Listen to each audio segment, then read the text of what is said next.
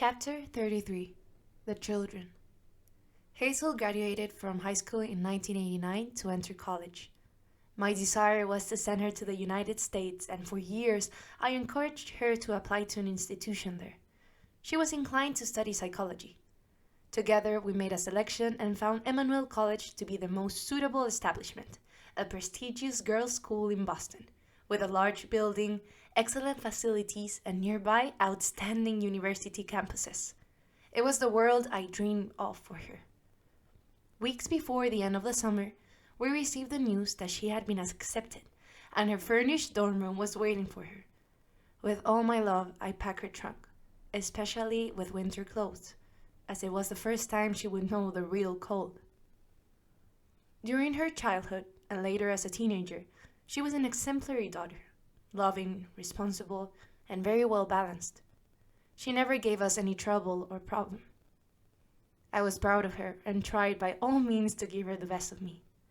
The summer before, I had sent her to the Birmingham in England, a town near London, to improve her English and to perform better.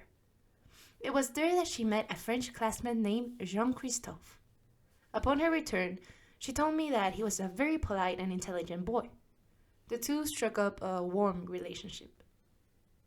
Together they studied and also visited museums and palaces.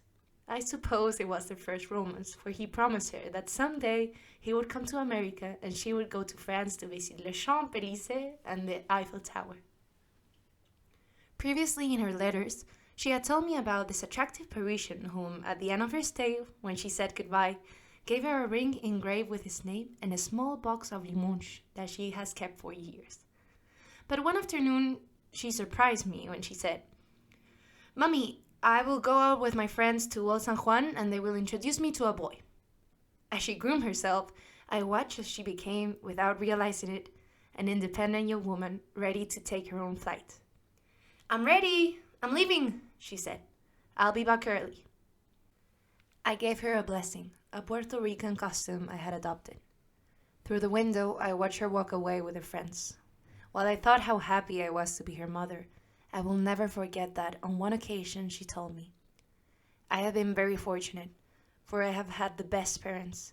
You have showered me with love and protection, and I will never let you down. I will follow your example and that of my grandmother, who always inspired me." I sat down to meditate and fell asleep for a long time. I woke up when my little girl was back at the appointed time and surprised me with a kiss on my forehead. "Mommy, I'm back. Go to bed." I sat up and asked her, "How's the boy? What's he like?" "I'll tell you tomorrow. It's late." "Okay," I said, as she closed the door of the room. The next morning, anxious to know all the details as we ate breakfast, I began my interrogation. "How is he?" I asked again. "Tall, 6'2", studying medicine at Yale, has 3 siblings. What else?" "His name is Julio. You'll meet him this afternoon since he's coming to pick me up. He invited me to the movies." To cut the wait short, I suggested we go to the beach. We put on our bathing suits and walked a couple of blocks down Condado Boulevard, where the hotels are. We stayed at my favorite, the DuPont. We hung out by the pool for a while and then walked down to the beach. We loved to go into the sea, warm and crystalline until it covered our waists, and then we would float holding hands, contemplating the sky and telling each other secrets or dreams. I would tell her my usual ones, those that she would listen to me with infinite patience. It was our intimate time when we made plans for the future. I would tell her about my frustrations, and she would console me, giving me such a comforting hope that at times she seemed more like my psychotherapist than my daughter. Then she would smile and respond, "Maybe someday they will come true, or maybe not. But keep dreaming, as Grandpa used to say." We would laugh out loud, dive in, and splash around for a long time. That was our ritual. Then we would go to the swimming pool, where our entertainment was to watch the tourists coming down from the rooms, loaded with suntan lotion bags, hats, sunglasses, and books, to return red as crabs and then return to their places of origin to find out that they had been in the Caribbean. On the other hand, we were so fortunate that we had this unique paradise called Perla del Caribe, or Borinquen Bella. available to us all the time. That evening, at 6 o'clock, Julio appeared in the hall and I went to greet him. He was a stylish big guy. Not ugly, but not cute either. Honestly, at that moment, I felt that he was not what I had imagined for my princess. "Hello," I said, extending my hand without showing any sympathy. "Good afternoon, Mrs. Hutton," he replied as I looked him over from head to toe. His hands were thin and his fingers were as long as those of a pianist. He smiled at me and showed me his perfect teeth. I continued to look around. He wore an immaculate white shirt, as if it just got out of the laundry, as well as his jeans. A brown belt which matched his Sebago loafers. His hair was shiny black, semi-wavy, but neatly trimmed. Overall, he had a very neat appearance, giving him the look of a Puerto Rican mamito or Latin boy. I was about to begin my interrogation, but my daughter, who knew me backwards and forwards, grabbed her purse and kissed me goodbye, saying, "See you! I'll be back early. Julio will bring me back." I did not manage to say a word, and they were already crossing the threshold of the door. Upon their return, I couldn't help but give my opinion. "Very Caribbean," I said, with a grimace of distaste, influenced by an Aryan prejudice inherited from my father. "Oh, Mommy, if you want to see pretty, just look at me," she joked. Without giving my unfortunate comment much thought, she went to sleep. The next morning, the phone rang and I heard talking to him. From that moment on, he came every day to pick her up to take her to the beach, to the movies, to the discotheque, and I counted the days until the summer would be over and they would both leave for their respective university. He will go to Connecticut and she will go to Boston. I wanted him to meet other girls and my daughter to meet some Irish American or maybe a European prince of those who come to study in America. But as the months went by, I learned that this was not the case. Julio would visit her whenever there was a holiday and even on spring break. They both returned to spend Christmas in Puerto Rico and I went back to having him at home every day.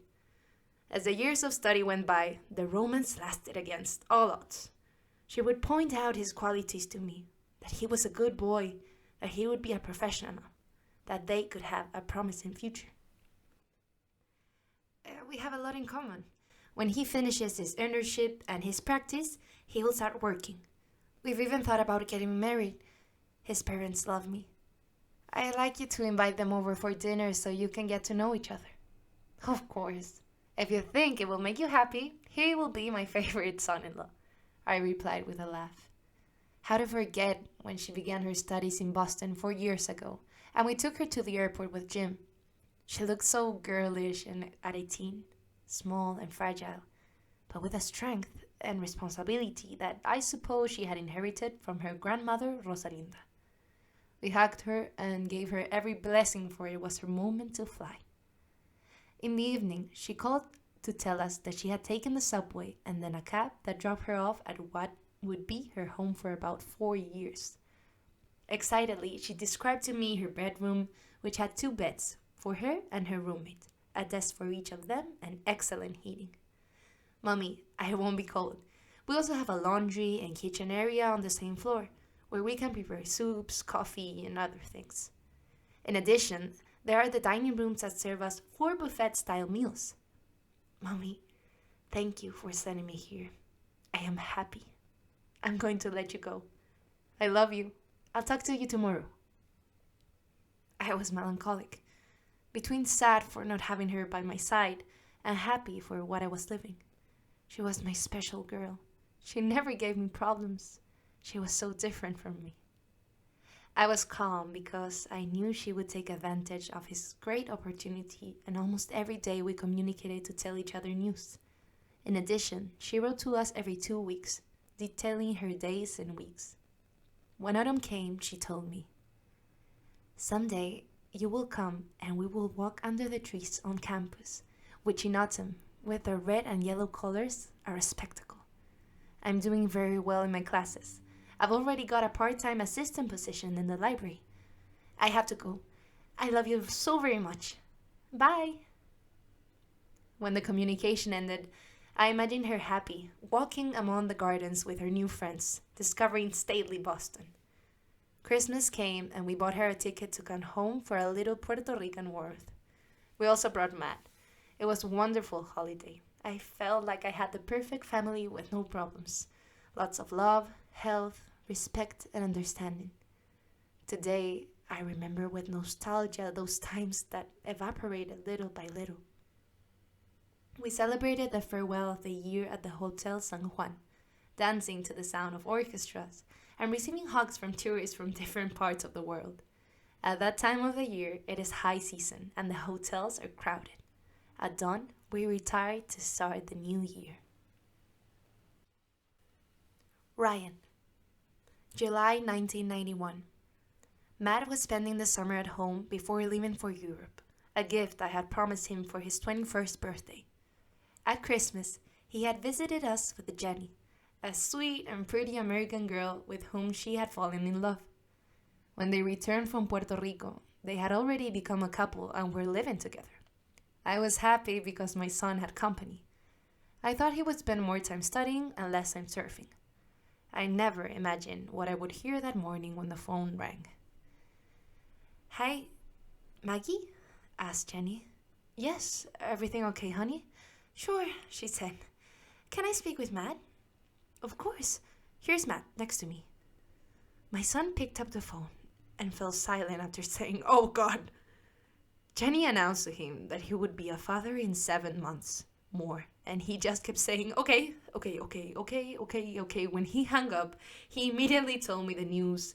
I, who was afraid of it, told him, "Remember, I warned you and you always answer, 'Mommy, don't worry, it's under control.' But there is no time for regrets or tears." There was a silence, and then I just added, "You're going to Europe early. Take advantage of it and have a good time, because it may be the last chance before you go back there. Upon your return, you will have to get a job to take care of your responsibilities. You will marry and support Jenny and your child." When my grandson Ryan was born, for a moment I remembered my grandmother Ketty and the curiosity that both great-great-grandmothers and great-great-grandson came into the world in the same place, California, only over 100 years apart. This child meant the projection of the love I felt for Matt. It was like holding my son in my arms again. He was as smart, loving, and cute as Matt was. He was an excellent father and made me very proud. In addition, Ryan did us all a little good, being the reason for an endearing time of family togetherness. He was also the encouragement for Matt to finish school. Father and son had a routine. Matt took Ryan to the nursery every day and then went to the State University to finish his studies in environmental engineering. In the afternoons, he would pick him up and continue with his fatherly duties. He would bathe him, feed him, and play with him, giving him all his love. The little boy would return the love by grabbing his face with his little hands and asking him, "Are you happy, Daddy?" When Matt graduated, he took off his gown and gave it to his son, saying, "Ryan, this one is yours. I got my degree because of you." We grandparents still hold Ryan close to our hearts because he was our first grandchild. Hazel's graduation. May 1993. We were weeks away from one of the happiest and most exciting days of my life. As fate would have it, Rosalinda and my sister Deborah were visiting Puerto Rico and accompanied us to Boston to attend my daughter's graduation. She arranged accommodations for us in an old and cozy boutique hotel, a 19th century mansion located on Copley Place Avenue, near downtown. Upon arrival, I was dazzled by the period decoration. The lobby was presided over by a round mahogany table with a massive Chippendale-style carved leg and a blue china vase on its top. In the front desk corner, we were greeted by a middle-aged lady with silver hair tied up to the back of her head. On the lapel of her blue blazer, she wore a tiny gold brooch in the shape of a little bee with sapphire eyes, which caught my attention. "Good morning, Miss Houghton," she said to my daughter, who had visited her earlier to make the reservation. "The rooms are on the second floor. Welcome to Boston and enjoy your visit." A bellboy came and took her luggage and carried it up to the rooms, which were furnished with white beds with mahogany turned pillars, a bedside table on each side, and above them a small reverse print chandelier circa 1930, with autumn landscapes. The walls were covered with fine pastel wallpaper and elegant lace curtains hung over the windows. The bathroom fixtures were English earthenware, circa 1920, with bronze faucets so shiny they appeared to be gold.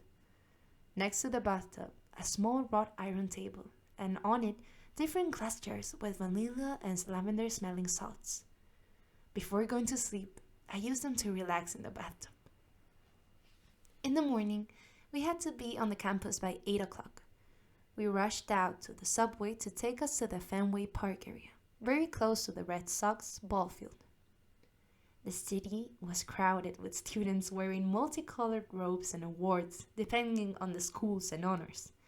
This is not insignificant when you know that there are about 35 elite educational institutions between universities and colleges, with an approximate number of 130,000 students. We all arrived at the exact time. My mother, Jim, Julio, Deborah, and myself. Hazel took us through the grounds which she knew by heart as she had walked them for 4 years. When we arrived at the college, there was a large tent, and under it 400 chairs with family members' last names on them. We sat down, and Julio handed each of us a program listings, the students by subject. I noticed some of the names had some kind of small signs. Hazel had several, and I asked Julio, "Why do some people have these little things?" "It's honors, Mrs. Hutton. Your daughter is graduating magna cum laude," he explained with a broad smile. I opened my eyes wide and passed the information to Rosalinda and Jim, while I looked for my girl in the front rows where the graduates were. At that moment, the hymns were heard, followed by the speeches, acknowledgments, and congratulations from the professors to the new professionals. Then they paraded to receive their diplomas, each one named in alphabetical order. That's when parents applauded and cheered their children to be heard throughout the tent. It was a beautiful and exciting moment when my daughter received her diploma. There were young people from different social classes, that diversity that is only very accentuated in the United States, where every year thousands of kids come from all over the country and the world. At the end of the ceremony, our daughter introduced us to her mentor, Mrs. Constance, who had been assisting her in the final papers and thesis. She congratulated us. It was very gratifying for me to have mentored Hazel. I am sure she will make an excellent professional. As we said goodbye, she took a small wild duck carved in wood out of her bag and, embracing her, placed it in her hands. The ornament has always held a special place in our home. We proudly left the campus and went to celebrate with lunch. The venue was the renowned Chez Older Union Oyster House restaurant, founded in 1826. Rosalinda recalled when she graduated as a doctor in her distant homeland, something she had achieved with much effort against all odds, feeling reflected in Hazel. As evening fell, we returned to the hotel exhausted by so many emotions. Julio and Hazel continued to party with their companions while we rested. For the next 3 days, we wandered around the city. Our daughter took us to her favorite places.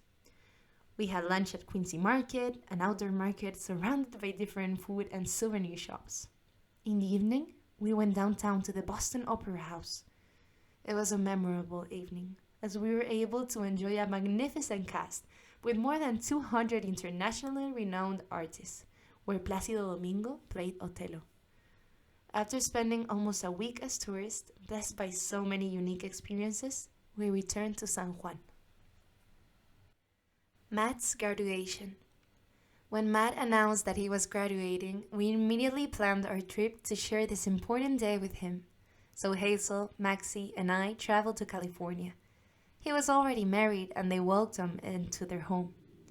The day before the ceremony, I went with Ryan to buy his outfit so that he would be elegant in tone for this great event. As is customary in the USA, the celebration was held under a tent in the university courtyard. I was very excited and happy to see my son accomplish after so much effort, since in parallel to his studies, he devoted himself to raising Ryan, something that few single parents do, and I find it a great merit. I will never forget his symbolic gesture of handing the gown and diploma to her son, in gratitude for the encouragement it gave him, wishing that someday he would also get his own graduation. After this unforgettable evening, we went as a family to celebrate together in a restaurant. Although I would have loved to share more time with my son, we stayed only a few days because of the obligations we all had. The event was very casual, California style. Years later, Ryan gave him the tremendous joy of fulfilling the wish he projected in him that day. My grandson graduated from the Department of Defense Language Institute in Monterrey to work in the U.S. Navy. Chapter 34. The Eternal Rosalinda. When Rosalinda turned 80, we celebrated at a well-known restaurant in Santiago. A large part of the family attended, especially her brothers, sisters-in-law, colleagues, some nieces and nephews, and of course her 4 children. It was a small party, and she was very excited, as it was the first time the family got together for her birthday. At the end of the evening, Bernardo, who is Tom's clone, a cocky and presumptuous one, announced loudly that if his mother reached 90, which he never thought would happen, he would go all out for the party, as it should be, and invite everyone. Thus, after a toast, laughter, and singing, this night's episode came to an end. A letter from Tom. December 1993. For Christmas, Matt and Jenny came home, but this time with our grandson, who was 9 months old. Their stay was short due to college and work commitments, returning the first week of January to California. Hazel resumed her graduate studies, and we were left with the sadness of being without them again. Until, as the days went by, we got used to it. We could not keep our children to fill our gaps. They had to have their own experiences, just as we did. Around that familiar time, Tom, who was also lonely, wrote me another letter. His words touched my soul, poetic and true, about his daily experiences. Dear Maggie, I would like to tell you that I received $20, because as long as there is life, hope should not be lost. Some days my dreams will come true, said Pimpin. All in all, dreaming doesn't cost anything, and I logically dream and I am happy. D'Artagnan, the famous musketeer, also written by Alexandre Dumas in his work The Three Musketeers, had a servant named Planchet, and when times of poverty came for D'Artagnan, he would say to Planchet, "Sleep, son, it is the best way to overcome hunger," and Planchet, like a faithful servant, would fall asleep. As for me, when the beautiful dollars that thanks to your generous hands come to me, I do like Planchet. I sleep, and for a change, I dream, and I am happy, because in dreams I walk and I am agile as before. It is better than nothing, even if they are only dreams. Someday they will be realities, if what Pimpin said is true. Don't laugh as much as I do. I will tell you, dear Maggie, that when I write you my scribbles, I imagine you smiling and happy, as I am. I heard that you had your daughter-in-law visiting, whom, although I don't know her, I love her as my favorite granddaughter-in-law. For God willing, one day I will hold her in my arms, as well as my dear great-grandson. Maguita, dear, receive all the love from your old man who loves you, and extend my love and affection to my new sprout and mommy. Tom. But time went on, and Rosalinda remained as beautiful as a rose, honoring her name. Faster than the blink of an eye, the 90th birthday came, and we decided to fulfill, among the 4 of us, my brother's promise. This time we threw a grandiose party at our community's golf club, where the whole family and some of his colleagues attended. That morning dawned radiant, as did my mom, who wore her elegant blue two-piece suit, Chanel style. At noon, along with her children, she welcomed family and guests. Matt also came with my beloved grandson, Ryan, who by that time was 4 years old and living with his father, because the relationship with Jenny did not prosper. On the other hand, some of my son's contemporary nieces and nephews attended, and that's how he and Luna, second cousins, met, and a romance was born between them.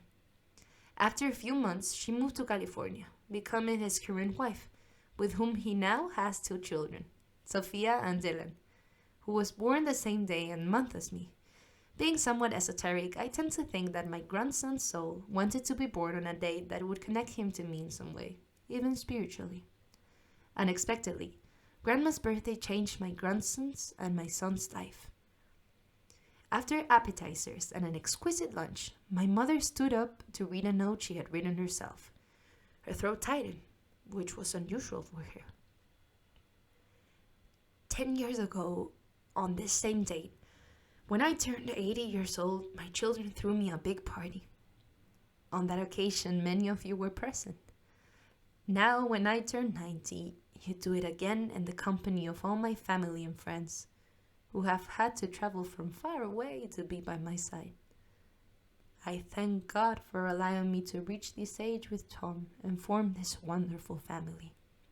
I thank Baltasar, Deborah, Maggie, and Bernardo from the bottom of my heart for this event, and I want to tell them that I love them very much, even though, due to my character, I have never shown it to them.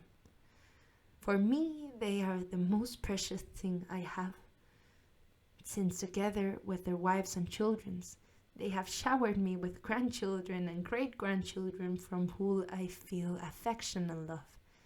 I reiterate my thanks to all of them and the company of you, my friends. It was an unforgettable day, as not all elders reach that age so clearly, leaving most of those present perplexed. One of his colleagues then took the courage to ask for the floor to read a text he had prepared. Each of us is a work of art specially made by God. Through us, he teaches and inspires, delights and encourages those who see inspirations in our lives. Rosalinda Torrealba, a great name for a great woman. You, woman of iron and foam, have taught us the greatness of work and the sacrifice of being a woman. You have inspired us so that, like you, we can overcome adversity. You have delighted us with your sparkle and mischievousness, that je ne sais quoi that has bewitched us all. Your sense of humor, spicy and daring, still leaves us with our mouth open. Your steady figure and light soul encourage us to live 90 years to teach, inspire, and delight, like you, those who see our lives. In the eyes of each guest, you could see the admiration that this particular woman awakened in them, something that today still fills me with awe and gratitude for having had her as a mother. I continued in my antique store, which allowed me to travel and visit my parents in Chile and my daughter in Boston, who was still studying for her graduate degree in industrial psychology. I also made time to visit Matt and see my grandson.